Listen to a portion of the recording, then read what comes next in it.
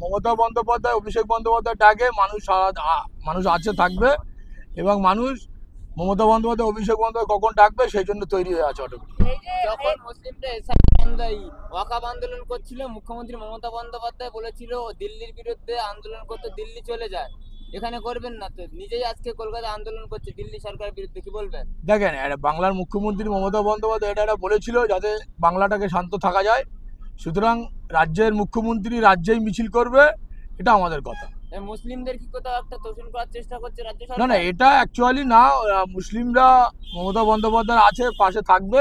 এক শ্রেণীর মুসলিম যারা আছে তারা উস্কানিমূলক কথাবার্তা দিয়ে যাতে তৃণমূল কংগ্রেস যারা মুসলিম মমতা বন্দ্যোপাধ্যায়কে যারা মুসলিমরা সাপোর্ট করে তাদেরকে হোপলেস খাওয়ানোর জন্য এই ধরনের চক্রান্ত, এটা কোনো ব্যাপার। আইএসএফরা দাবি করছেন যে মুখ্যমন্ত্রী যেভাবে মুসলিমদের সঙ্গে একটা গাদ্দারি করেছে, এর ফল 26-এ বাংলার জনগণ বুঝিয়ে দেবে। না না, এটা হয় না। বাংলার মুখ্যমন্ত্রী মমতা বন্দ্যোপাধ্যায় উন্নয়ন আছে, আইএসএফ এর কোনো মানে গোড়া নেই, ওদের কোনো অস্তিত্ব নেই, ওরা অনেক রকম কথা বলবে, এ নিয়ে কিছু যায় আসে না। এসআইআর নিয়ে মানুষ যেভাবে ভীত, সেক্ষেত্রে এলাকার মানুষের সঙ্গে কথাবার্তা বলেছেন? হ্যাঁ, অবশ্যই এসআইআর নিয়ে মানুষের সাথে কথা বলেছি, এবং ফর্ম দিলে আমরা বলেছি আমরা প্রত্যেকটা বাড়িতে গিয়ে ফর্ম সুস্থভাবে ফিল আপ করে দেবো। এটা